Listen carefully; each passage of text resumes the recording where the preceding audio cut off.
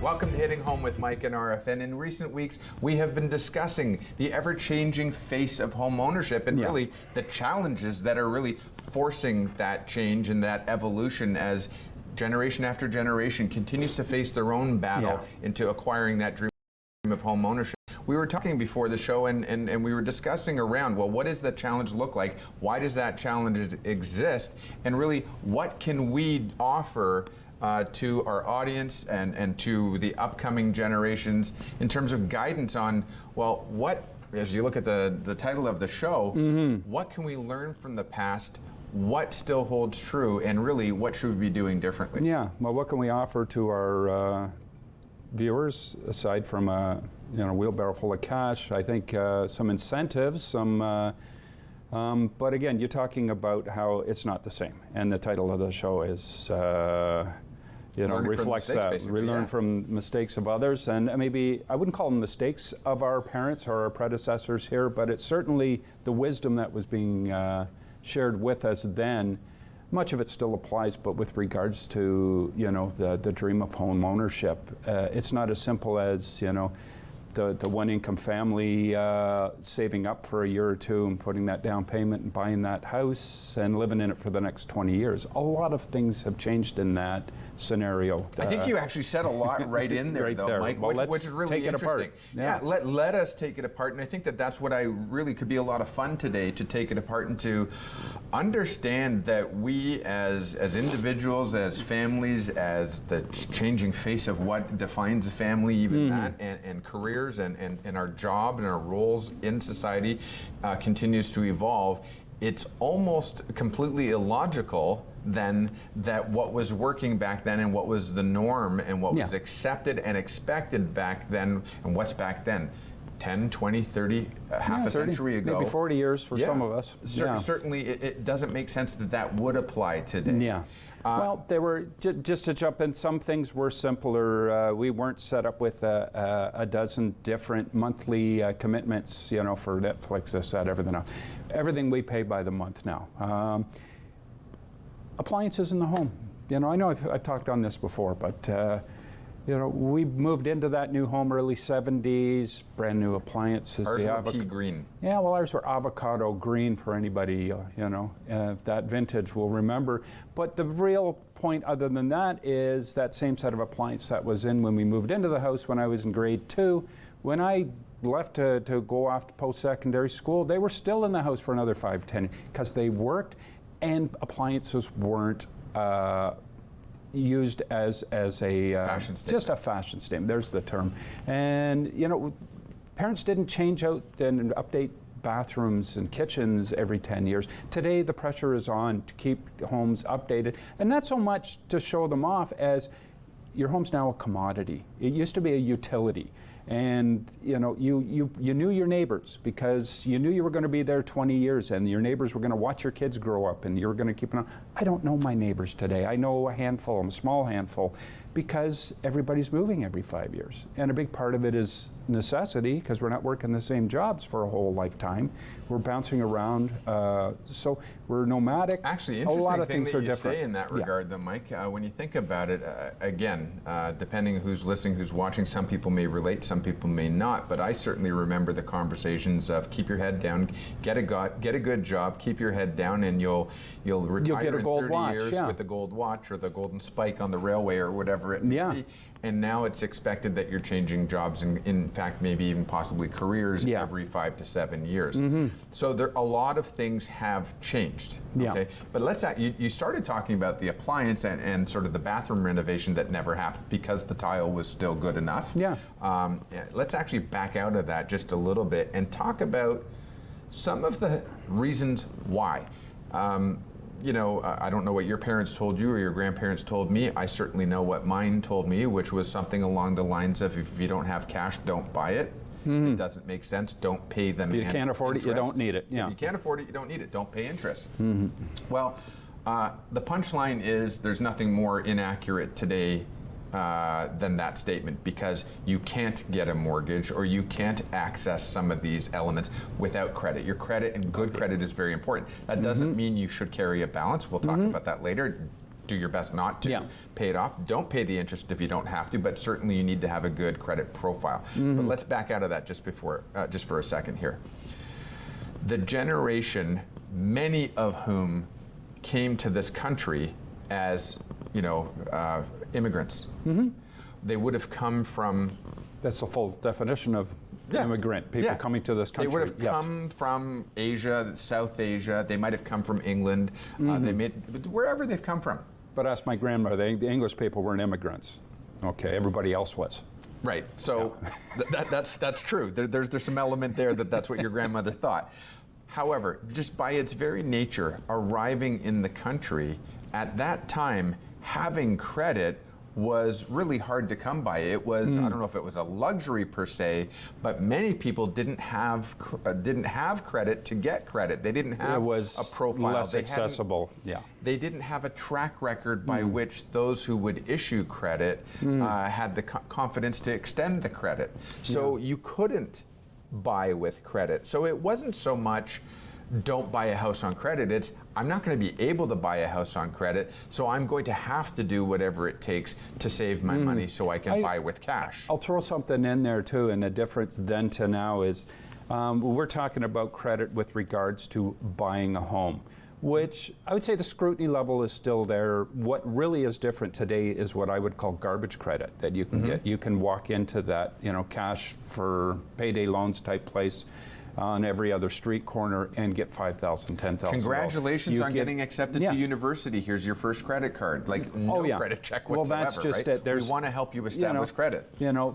Don't pay for 6 months. All of these things are destroying people's. It's credit that is easily accessible, but it ruins you for the bigger ticket items because you're not getting that mortgage if you're... And therein lies the gap, and we've talked about it before. It's around the education, it's around the discipline that's instilled, because right now things are so very easy to come by, and then once you're hooked on it, it's hard to manage it. You really do need that discipline. For the rest of your days. I'm going to say this, I'm going to make the statement, I don't think that our centers of education have done a good enough job in terms of instilling those values. No. But I want to get into the whole mindset of what good guidance and best intention guidance. I'm going to cut you off again. I'm sorry to do it. Okay. But you said you don't think our education system is doing a good job. I would also add, I don't know that our parents, at least my parents, have done as good a job as they should in preparing their kids for dealing with financial responsibilities and that. Oh, I would agree with you. A lot of us are just kind of thrown to the wolves, and it still happens today, I'm sure. Yeah, well, again, hence the show. We'll learn from the mistakes of others. I think if that's what's on from the mistakes of others. So I had to check. So when we're looking at it, though, again, it only makes sense that that's what our parents did. Now, 40 years later, or let's be a little bit more reasonable. In your case, 12 years later, yeah. 20 years later, our parents were having their kids, and they maybe aren't remembering with the same level of accuracy that what they did was because of how their reality unfolded. But now that they're established here and they're trying to instill that exact same methodology, it actually isn't accurate. Yeah. It's well-intended, but it's not accurate. The basic principles, they can still apply. But yeah, the reality, it's not as simple as that. Right. Just do these 3 basic things and you will succeed. Let's put a little bit of color on it, and I don't want. We're certainly not going to spend the whole show talking about what our parents did, but just for a little added perspective, holding them to account. Yeah, exactly. Well, good luck on that. But because I'm still wrong. Just to put a little more color around that, and to add some additional perspective, when a car was purchased back in the day, you saw the sticker price of the car, and quite often the car was purchased with cash. Now that car might have been $2,000 within a price range or for cash. $5,000. Yeah. And you kept the car longer than 3 years or something like that. But today it's about the weekly payment. It's not about ever buying the car. In fact, there may not be an expectation that you're going to be able to buy the car car. You're paying 96 payments weekly of X amount that fits within your cash flow. You're buying the right to use that car. Many not recognizing that the interest on that is maybe 30% over the lifetime, so that $90,000 car might be $120,000 by the time certainly you're paying for it. in recent times, as interest rates have been going up, and I believe they're going up again this week. Hopefully we'll get around to talking about that.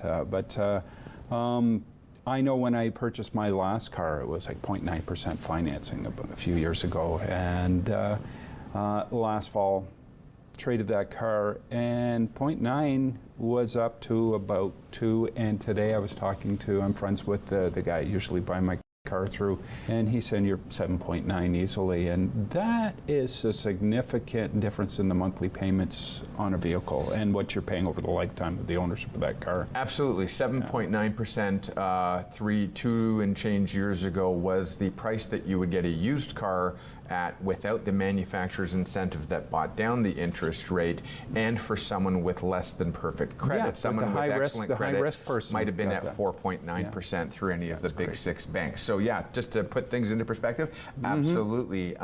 We talked about it recently. Since 11 months ago to today, price of interest has gone up at least 250%. Cost of money is far higher, and the money in and of itself is worth less. Yeah, so let's go to break in just a second here, Mike. And when we come back from the break, again, I thought it would be worthwhile to sort of set the foundation for this show, talking about that. Okay, it made sense what they were doing then because of their circumstance, but let's set the expectation that it doesn't make sense. Please stop trying to achieve that. Your expectations should be different. And what should we be offering as an expectation for people to get into home ownership today, given today's reality, given the fact that we may or may not be first generation? There's obviously still a mix of that here. And to that, it's there is some optimism that's that's appropriate here, because it's still doable. You can still doable. It's a higher bar to cross, but we'll get into some details there, and maybe what our expectations need to be tempered, and that may help in getting over that bar too. I like your thinking. So let's go to break real quick, and when we come back, we'll pick it up. We do want to offer you some hope and some optimism, as Mike said, about getting into home ownership, and so stay with us right after this break. We'll be right back. Be right back.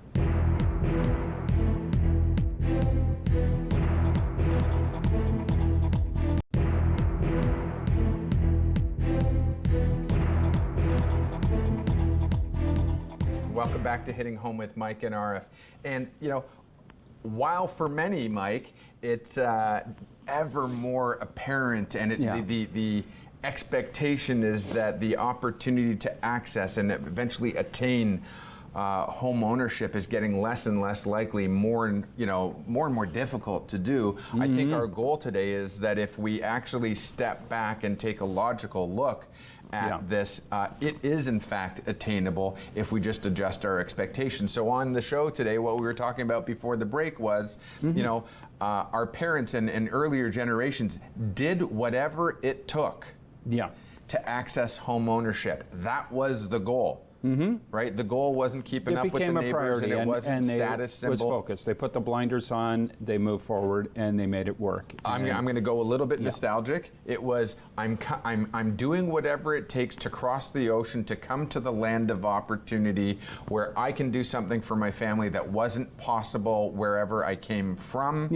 and I will do whatever it takes to make it a possibility. It was a different mindset, which helps with that focus and determination for sure. And we still see it today with immigrants who come here from countries where there's less opportunity here, and we have no idea just how fortunate we are. Even there's lots to complain about, but I think when you step back, do some world traveling, come back and realize, you know what? Hey, there's some stuff slipping through the cracks here that I'm not taking advantage of. So, but yet there is opportunity to buy a home. I had a conversation last night. The young couple, or soon-to-be couple, they're getting married in December. They want to buy a condo sometime between now and then. And it's been a challenge because the entry point is high. But it hasn't thrown them off. They're determined. They went away disappointed back in October. They came back to me a few weeks ago and said, you know what, we thought about this, we can make this work. So they're sacrificing, and it's going to take them 6 months to a year to get in, but they're going to be able to do it. And they're not buying the home they ideally wanted to buy. They're buying a far lesser product, again, just to get their foot in the door. But once you're in the door, I mean, if you got your foot in the door 4 years ago before prices started shooting up, even if it was that, you know, you doubled your money. Dumpy little bungalow on the street, the lesser home of all of them that were to choose from that you were almost embarrassed to buy, you're golden today because that place went up $200,000 or $300,000. It's funny you say that, Mike, because there is an age-old statement that says, you know, when you go in, look at a neighborhood, don't buy the biggest, richest house in the neighborhood. Buy the, you know, the smallest that has one. The most the rest will appreciation pull you up. potential. Absolutely, Yeah. it'll elevate you. So here's the thing, though, and I think you nailed it right there, and I'm glad you did. Even for those who are, you know, faced with the additional stress and consternation about the challenge of how will Word I of ever... the day. It is. I'm impressed. Yeah, it's a few syllables in there. Wow. How will I Where's ever my thesaurus here? access home ownership? How is that going to be possible? I would like to summarize it in such a simple way. Let's hear it. Okay? And I'm going to just look at it. Just like for our parents, because they face their own challenges. Today, it's still equally simple. The concept of home ownership and the ability for someone to acquire home ownership is still equally simple. Not necessarily easy. Yeah. But simple. It's the same fundamentals, yeah. And forget the nonsense around the term inflation, which does exist, but we've talked on previous shows about why this thing called inflation came in. It was all the mistakes that policymakers have made, and I'm not going to camp out on that today, okay? The reality is we're faced with it. The reality is we're faced with higher interest rates. Which won't be not there forever. Record high interest rates, higher, and certainly the highest that many recent generations have seen. Yep. Here's the thing I want to get to. The concept of accessing home ownership is still as simple, and it's as simple as this. Decide that it's your priority. Audit yourself in terms of your daily habits, and you mentioned in the first segment about the fact that, you know, back then we didn't have Netflix and Prime and we did an Crave entire show and on Disney this and Paramount and all these different subscriptions that we've nickeled and dimed ourselves, or death by a thousand cuts if you want to call it that. But decide what your priority is and then do whatever it takes to get there. Now, may sound oversimplified to some. Some people might turn off the TV, change the channel. I'm okay with that if that's what you want to do. But really, if you break it down, if you and I look at every single thing that we are allowing in our lives, now that's outside of paying our, to put food on the table and paying our rent or our utility bill or whatever. Aside from all of that, if you really want home ownership, then you do whatever it takes, which means get rid of all of the extraneous things, trim down the amount of luxury or nice to have things that you're doing. But on top of that, and we started to talk about it on recent shows, is be prepared to partner up with somebody, that's where I was whether gonna it's a take friend or a family member, and get into home ownership. Not necessarily. The message is not buy your dream home. No, it's get your foot in the door. Work towards the acquiring the dream of home ownership and do it in stages and in phases and in bite-sized pieces. Yeah, and I call it, the first rung of the ladder, which is more important today than ever. And there was a time when you could buy within the ballpark of that dream home that you want. Today, your first home, in all likelihood, is not going to be the home you want to spend your next 10, 20 years in. But I mean, much of the advice and philosophy you put forth there just now goes towards saving up for that down payment. But again, there is still the hurdle of maybe myself and my partner, we can't walk into that bank and apply for the mortgage on that average price home because we just don't have the income, which today, like a six-figure income is is pretty much a necessity to get your foot in the door on a home, especially for a detached home. However, the ability to service the debt to buy a home is based on the total ability of all of the borrowers. And so what we're talking about where here, I'm starting to go is there are, and it's not everybody's ideal scenario to buy a home with partners. Be prepared But to live in the basement. We're seeing it more and more. And by partners, it maybe doesn't mean the roommate scenario. Again, it could mean creating that basement apartment or buying the home with that basement apartment. It could mean buying the dumpy little home. I don't mean to use negative terms like that, because there are no dumpy little homes. There's little gems in the rough that you can still I believe realtors refer to it as find. potential. Potential, yes. There's under that orange shag carpet, there are gleaming hardwood floors. So you need to have a bit of imagination, a bit of gumption, get in there, and there's a term nobody uses anymore, gumption. Consternation and gumption. You heard it here first on Hitting Home with Mike and Arif. Exactly. Yeah. It's no malarkey here. Anyways, the gems are still there.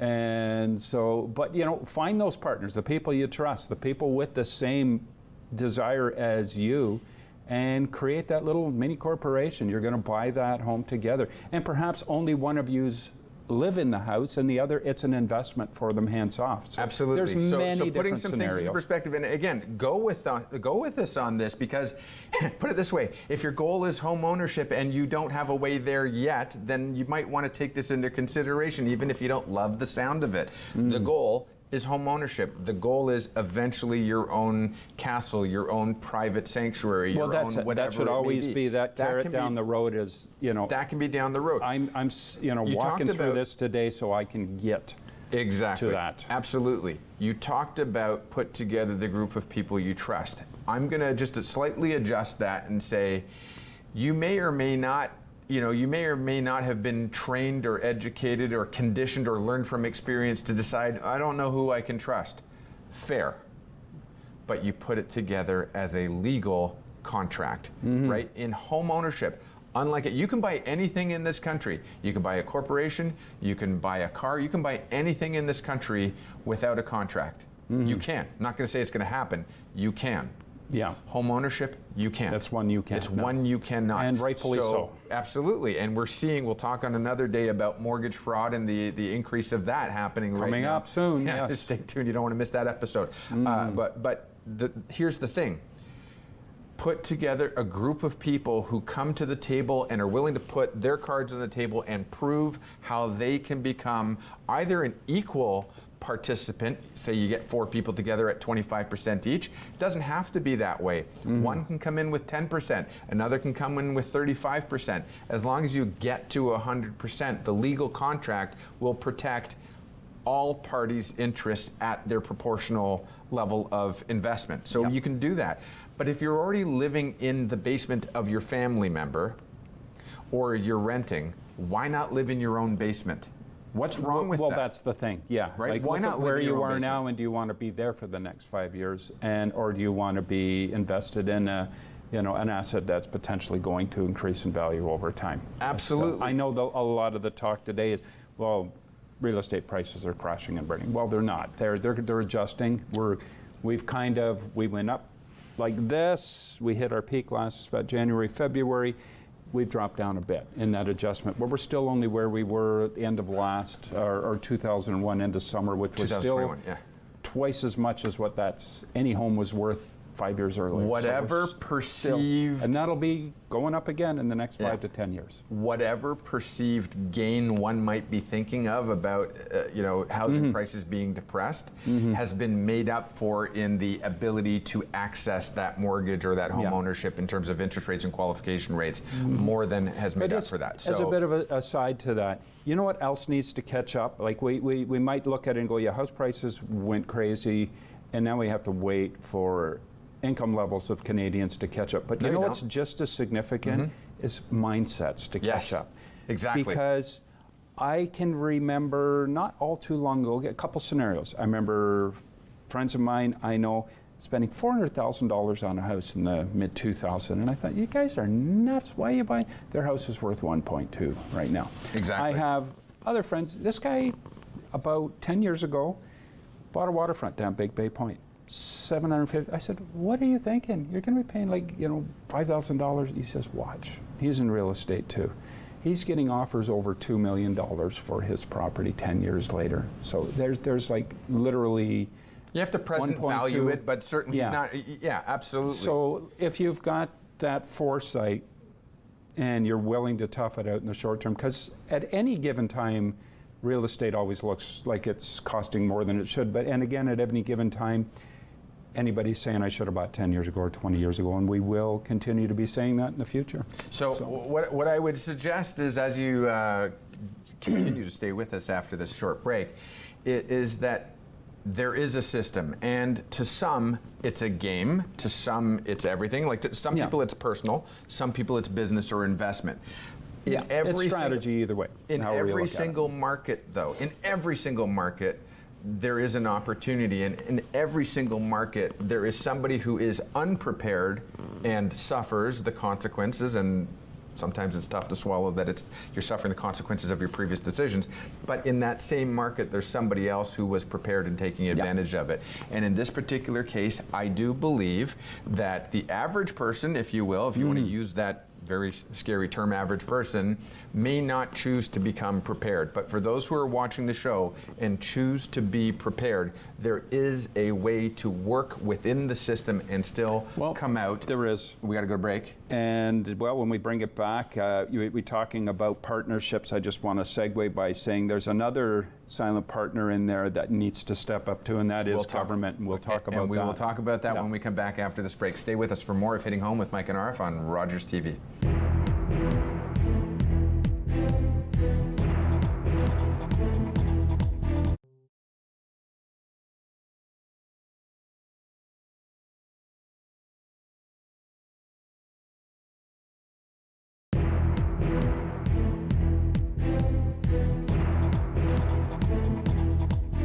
Welcome back to Hitting Home with Mike and Arif and I are talking about just the challenges of home ownership and how they're evolving and growing, and but there's still opportunity for everybody. And we talked a little bit before the break about partnerships, forming those coalitions with others to get your foot in the door to home ownership, where you can combine the incomes of multiple people to buy that same product. And the same philosophy applies for investment. A lot of the casual investors who maybe buy one or two homes to rent out and hopefully build some equity towards their retirement, it's harder and harder to do that on your own, so you bring in partners to do that. And I really want to say, though, the other important thing for people to take away from the first two segments, Mike, is the importance of the simple statement, keep it simple, because it is easy to get into your head, and it's easier to hear all the noise from the headlines and other people who are influencing your thoughts and decisions.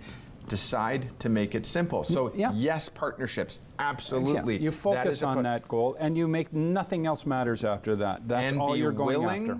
Be willing to start smaller. Be willing to start within your means of the collective of people you bring together. The new cars, anything else that's going to take you off your mark. Start with the smaller homes. Do a little bit of DIY work yourself. Maybe one of your partners is handy. Maybe another one of your partners is also handy. Become handy. Yes. Absolutely. The internet is a treasure trove of do-it-yourself information there. So get on there and learn how to fix your own sink and how to tape your own drywall and all the other things. Get it wrong.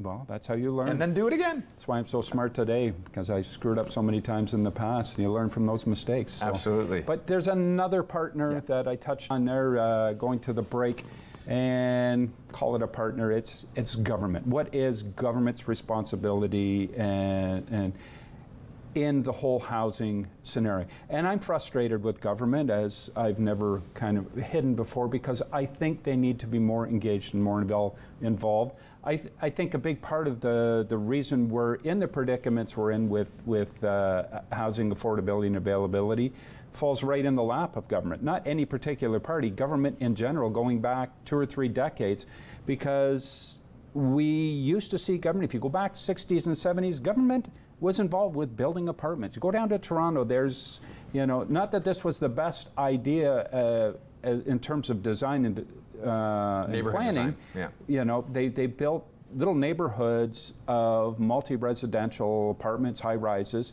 Problem being, if you build those the affordable housing, and you create a community of people who are challenged. It's better, we've learned, to disperse that throughout the community.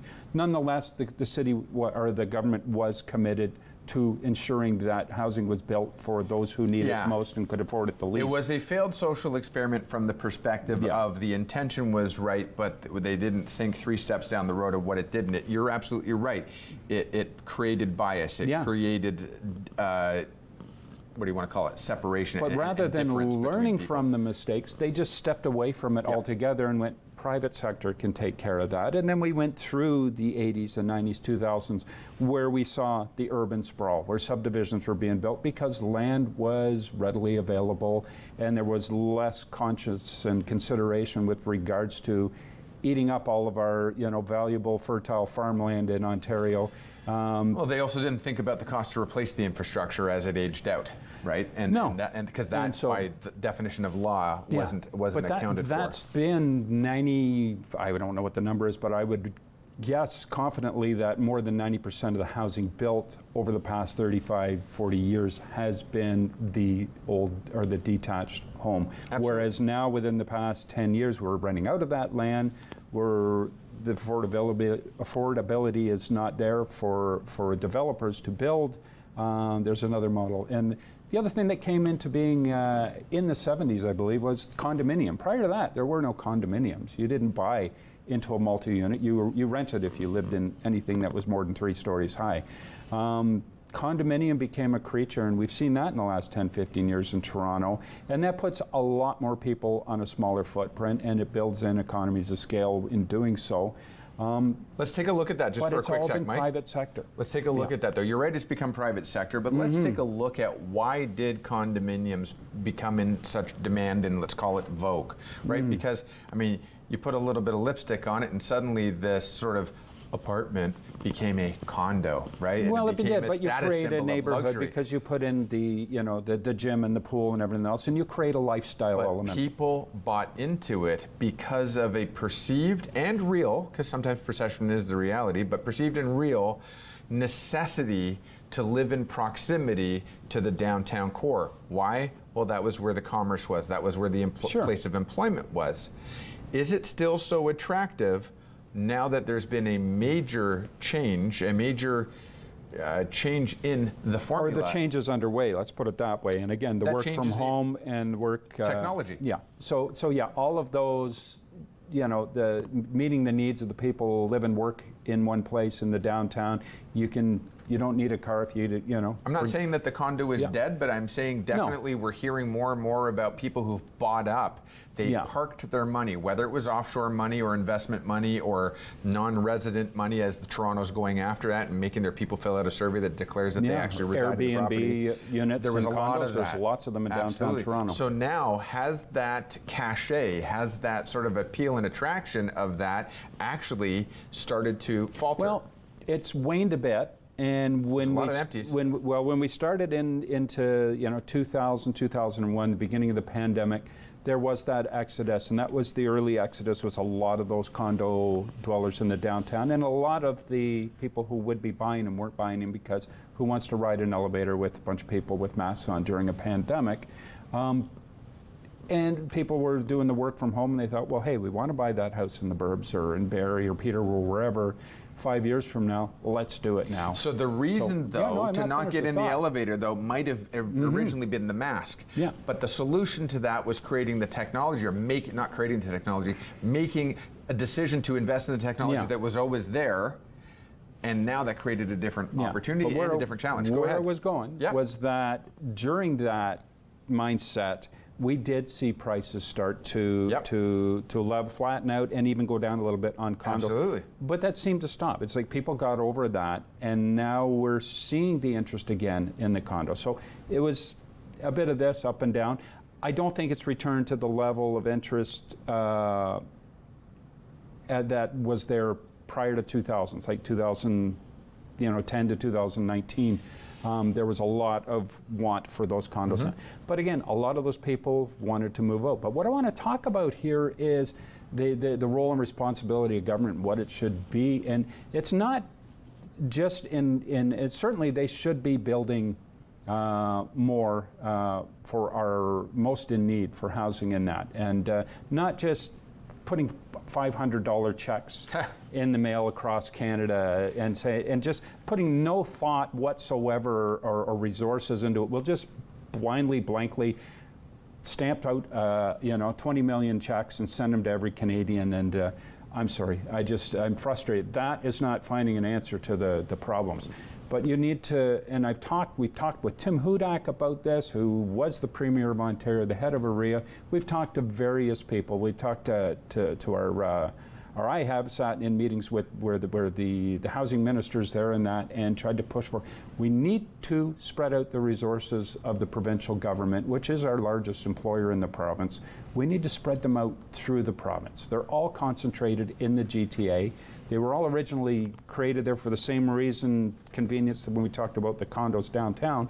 But people don't need to live and work in the same place. And there's so much real estate owned by the government that's so expensive to maintain now because it was all built in the 40s, 50s, and 60s. We should be moving those ministries, offices, and everything throughout the province, creating the incentive for people to move out where homes are more affordable. Go to North Bay, go to Kapuskasing, go to wherever. The climate's getting warmer. There's one of the upsides there is, that tolerability line keeps moving north with regards to weather every year. But the government can be doing that, and they can be taking a lot of the people and moving them, dispersing them throughout the province and creating those opportunities to own affordable. Would you, let's say you work for the Ontario government, whatever capacity, you're earning $80,000 a year.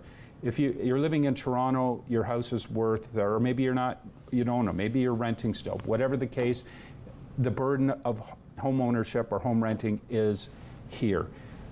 If you could have that same job, say, in a great little community near a lake with beaches and boating and everything else that's an hour and a half away, and that burden of ownership or renting drops incredibly, but you still have the same income level in a nice, safe place to raise your kids. Would you jump at that chance? Who wouldn't? I think people are already doing that, Mike, and we saw that with some of the move towards the East Coast and some of the move towards. Well, people are. I'm talking about the government. I understand what you're asking, what you're saying, and I think people are doing that because. Immediately, it used to be the corporate statement that no, you need to show up to office, otherwise you can't have a job. Now we proved you don't need to show up to office. You need to show up from your living room to your dining room or whatever to sit at your home office to show up to your job. So that takes care of the worker and the willingness of the worker to remote in. But to the question of should the government be doing it, well, Mike, if you go back in our archives, we actually have asked that question of our politicians, both federal and provincial, talked about the excess capacity and real estate holdings that have been banked. But it's easier to just write a bunch of $500 checks than to create a program to do that. Put things into perspective. One is federal, one is provincial. Yes, the feds are doing that, but provincially, yes. What are we doing? Let's convert some of these properties, these brownfields, as well as excess inventory, into apartments and condo-style dwelling. That's definitely possible. In terms of moving outwards, why does that make sense? Studying highest and best use of land and economics that I did in sort of my postgraduate studies, et cetera, to get an understanding of economics, right? Because, I mean, again, prior to that, what was my level of understanding? The same as everybody else, pretty much, right? When you look at it, there is actually some truth to if you build it, they will come.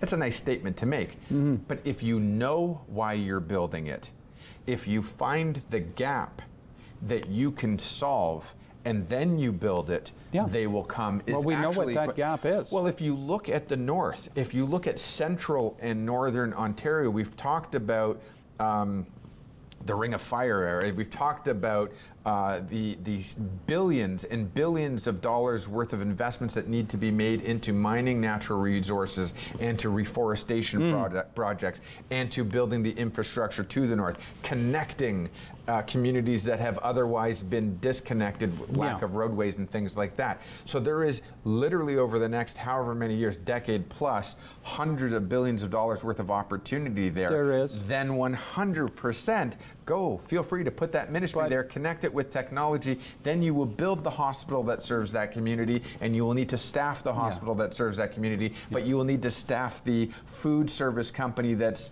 services the hospital that serves the community, and the university that, right? Like it goes on and on and on. There's a difference in the community like Terrace Bay, which Northern Ontario, which is, you know, mining and forestry. And the problem with towns that get built, basically, you know, the people who live there actually serve those natural resource industries, is there's no consistency in them. And they end up, many of them end up being ghost towns over the course of a decade. No consistency. Well, there has, and there will continue to be if we're totally honest about it, because things change, prices change, trading policies change, and you always have to be prepared for that city that's bustling right now, you know, whether it's, you know, in Alberta or Ontario, wherever, where that's naturally resource rich, so long as that commodity is in demand and we're producing it, then it'll thrive. You know, Elliott Lake used to be a thriving community too. Now all these places are ghost towns. But again, the shell of a town is there.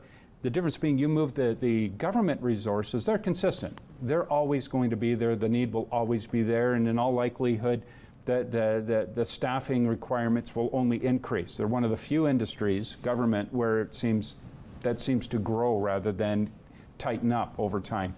And so move some of those, you know, if the Ministry of Transportation was in Elliott Lake instead of along the 401 and the 400 highway, perhaps you could move a lot of people up there for a lot less money. I mean, it's a win-win for everybody. And increased quality of life, fresh air, access to recreation, access to nature.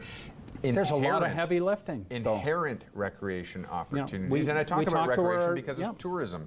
There's sport tourism, and there's all sorts of... It's just quality of living. But we're so, you know, city-centric as a society. I mean, 90% of Canada's population lives within a metropolitan area. So the big question that has traditionally stopped and stifled that has been about connectivity, and connectivity is about infrastructure, whether it's transportation, by road, transportation by rail, by flight. But we're in a different place today. We are in a very different place today. Where a lot of those things are more readily accessible and more portable. They can be moved around. So when we come back from the break, let's actually wrap these thoughts up. Remember where we started from. This is how they used to do it, and it worked back then, but it may not work, and it probably doesn't work today, nor will it work tomorrow. What's changed? How has our situation changed? What's the challenge? How can we address the challenge, and where is the opportunity? And how would the world be different if Arif and I were calling the shots? There you go. That's a great way to go to break. We'll be right back with more of Hitting Home with Mike and Arif after this break.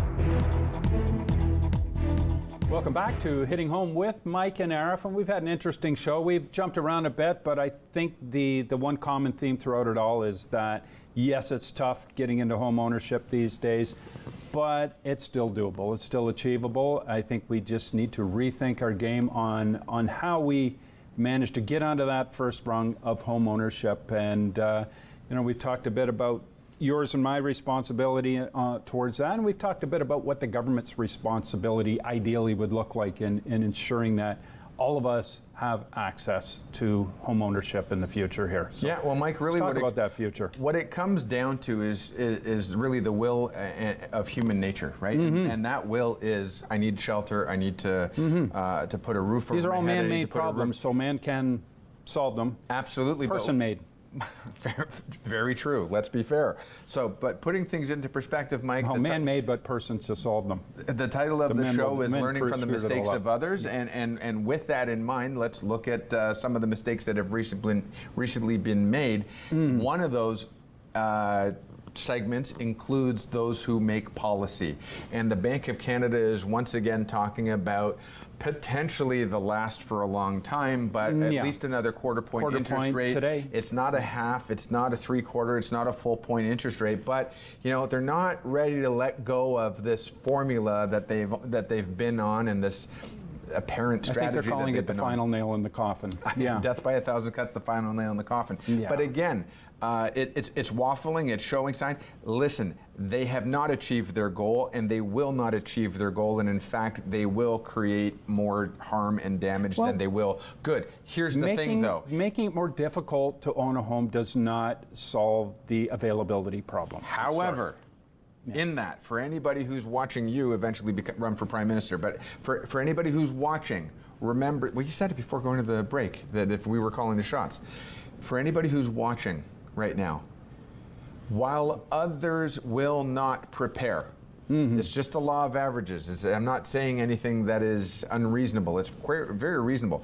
While the majority of people will not do what it takes to prepare, those who are willing to can find opportunity and can succeed. So I wouldn't get any more concerned than you already were about a quarter-point interest rate. I would factor that into my formula based on the things that we've talked about assembling a good team. If you can do it on your own, fantastic. It's going to be a little bit more expensive for the short term, a year, 2. It'll ease off. It will ease off. It always has, and it always will ease off, because the laws of economics and the laws of the imbalance or balance in the marketplace will figure itself. The market will always figure itself out. And no matter what outside manipulation is happening, it will always figure itself out. But here's what I'm saying. Factor it into your formula. If you can do it on your own, great. If you can rely on family, great. If you can put together friends, great. If you can put together strangers, great. Do it legally. Do your homework. Here's the thing. We're seeing a quarter-point interest rate likely to come. We are. What is important is also to realize that the government stated recently that there is a level of interest in, if the government comes to the rescue of people, what are they going to get out of it? They want to get into the equity game. They want to get into the taxation game. So if we're going to subsidize... They want to get into the re-election game. They want to get into the re-election game, and we'll do whatever it takes to make you re-elect us. But we might also bury some fine print in there. And the fine print may be, we'll help you out, but you're going to help us out later. It's this. A shell game. How are they going to pay for it, right? Yeah. So what I'm suggesting is, don't worry about what everybody else is doing, and that's not saying be flippant about it, be reckless. No, it's the opposite of that. It's put your ducks in a row. And it may mean that you're not buying this month. It may mean that you have to take a month or 6, but change your game plan.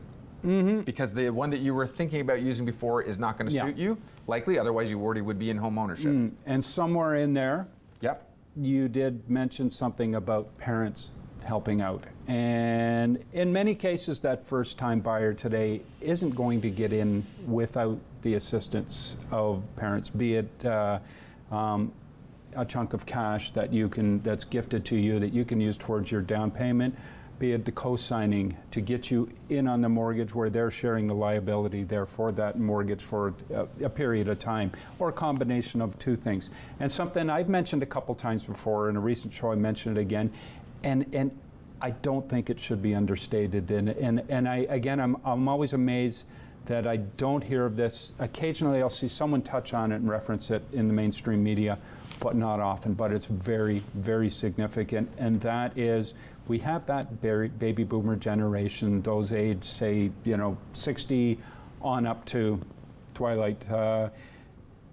There is over $1 trillion worth of cash and assets in this country belonging to them, that beginning when they figured this statistic out, beginning around 2016, they figured at 2026. Over a 10-year, that transfer of wealth, over $1 trillion. $1 trillion is $1 million that'll be passed down. And that's a very different mindset that generation had with money versus the millennials and the under 60 crowd. And a lot of them are going to want to buy homes, and a lot of them are going to use that money to get their foot in the door. And where I'm going with this is just create a little bit of optimism if you happen to be someone who may be the recipient, but just create some general optimism that the industry, the market's not going to crash and burn.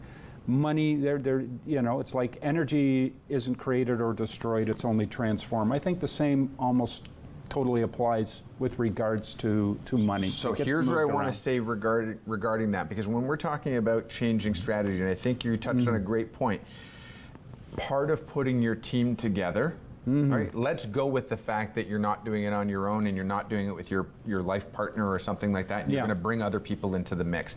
Part of bringing other people into the mix includes speaking to a broker or an agent or a financial planner who's going to help you out with that, someone Yeah. who's qualified to do it, and by the way, someone who's you're willing to test them and they're willing to prove to you that they can think outside of the status quo that they've been doing for the last 10 years. Because last year it was like printing, or in the last 10 years it was printing money. It was easy to lend money. Now it takes skill.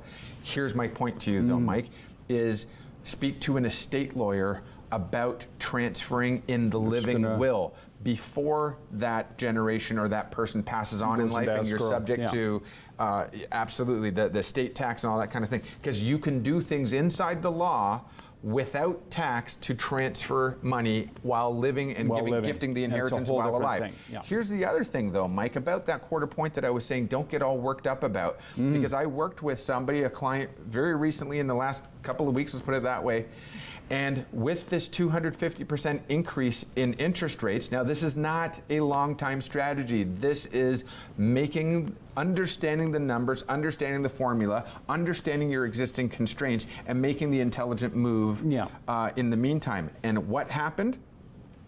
A 250% rise in the interest rates from one contract to the next meant close to $1,000 a month more in monthly payment. Now, so you want that buffer here's built the thing. in there. Are these interest rates going to stay this high forever? Probably not, is my estimate, is my guess. And I think they will maintain. here's my point, the level because I they're got at just for a at minute least to the get next out of year. this. Okay. And then I do have something to add to I that. got just a minute to get out of this. Here's my thought.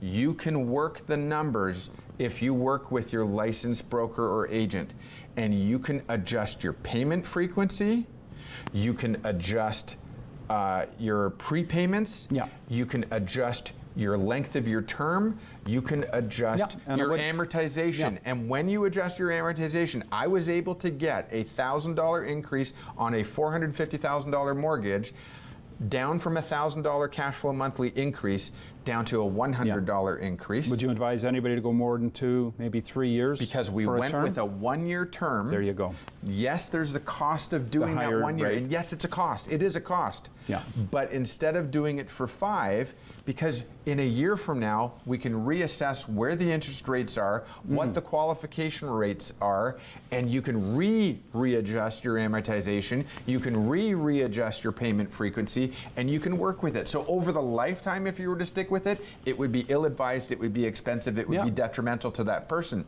But to manage knowing that cash flow is constant and the expenses are constant, you can get out of it.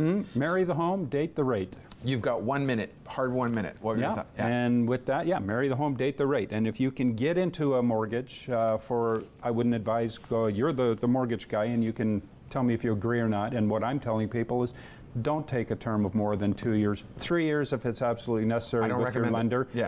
Because the likelihood, there's a possibility rates could be higher in 3 years. Right now it's too volatile. But the likelihood that they'll be lower is greater. So it's a risk worth taking. You're going to go shorter term. Yes, you're going to pay more in monthly payments over the course of that, but you'll be able to redo the terms of your mortgage On our in last 3 years. thoughts, though, folks, please don't take that as absolute gospel. Definitely reach out and speak to your licensed professional about that. Give That Arif is a critical. call. That Give is, me a call. We'll get if it you all want worked to, out for that's you. great. If not, call somebody licensed. We got to go. It's been great. Thank you very much. And we'll see you next time on Hitting Home with Mike and Arif. Take care.